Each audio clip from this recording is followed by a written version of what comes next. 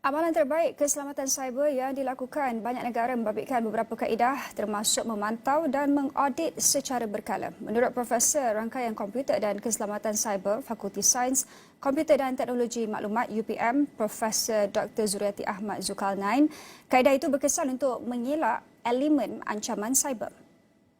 Zuriati menjelaskan selain itu kawalan capaian, sandaran dan pemulihan serta pelindungan data juga perlu dilakukan. Sebagai peneraja teknologi dan bila mana kita develop sistem amalan terbaik keselamatan cyber di negara secara keseluruhan sepatutnya mestilah ada pertama access control. Apakah access control? Kawalan capaian. So ini adalah fundamental aspect untuk pangkalan data. Pertama, access control, kawalan capaian. Yang kedua, encryption. Macam mana data tersebut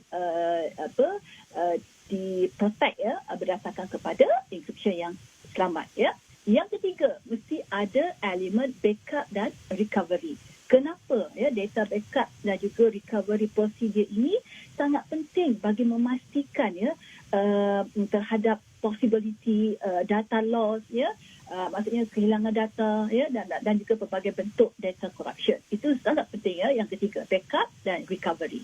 Yang keempat, inilah pula yang lagi penting iaitu monitoring and auditing. Mesti monitor dan juga mesti audit dilakukan secara berkala sebab kita tidak tahu bila mana bertambahnya teknologi ini dan berlakunya pelbagai bentuk ancaman. Jadi untuk mengelakkan sebarang bentuk elemen ancaman tersebut perlulah monitoring dan juga auditing.